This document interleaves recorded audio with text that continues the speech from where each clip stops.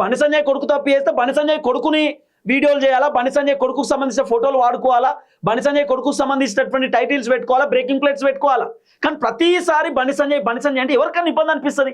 రాజకీయ జీవితం కష్టపడి ఎదిగిండు, కార్పొరేటర్ స్థాయి నుండి పైకి వచ్చినటువంటి వ్యక్తి. ప్రతి విషయంలో బండి సంజయ్.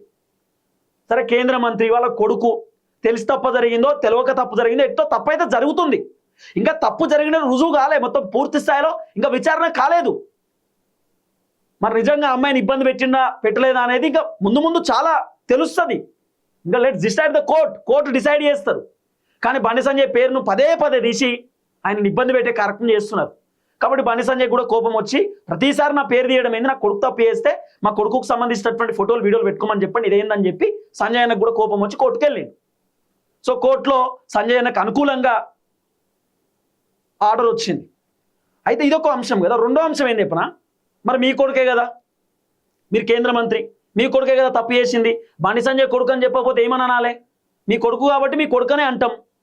మీ కొడుకు కాకపోతే మేము ఏం చెప్పాలి ఇంకా అని చెప్పి ఇంకో వర్షన్ నిలబడుతున్నది కొంతమంది. ఇప్పుడు కోర్టు చాలా క్లియర్గా చెప్పినారు, బండి సంజయ్ పేరు వాడకూడదు, బండి సంజయ్ కొడుకైనా కూడా బండి సంజయ్ పేరు వాడొద్దు, బండి సంజయ్ ఫోటోలు పెట్టొద్దు, బండి సంజయ్ వీడియోలు పెట్టొద్దు. ఇట్లా ఇప్పుడు ఫర్ ఎగ్జాంపుల్ ఇగో బండి సంజయ్ కొడుకు కేసులో సంచలనమైన నిజాలు అట్లా పెట్టొద్దట, బండి సంజయ్ అనే పేరు తీసేయాలి.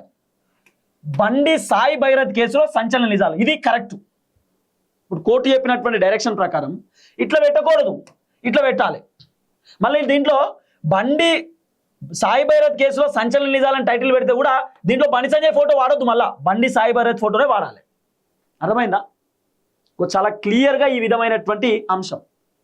అంటే మొత్తానికైతే మీరు వాళ్ళ కొడుకు గురించి వీడియోలు చేస్తారా ఇదంతా కోర్టు చెప్పలేదు, కానీ బండి సంజయ్ పేరు, బండి సంజయ్ ఫోటోలు, బండి సంజయ్ వీడియోలు వాడకూడదు.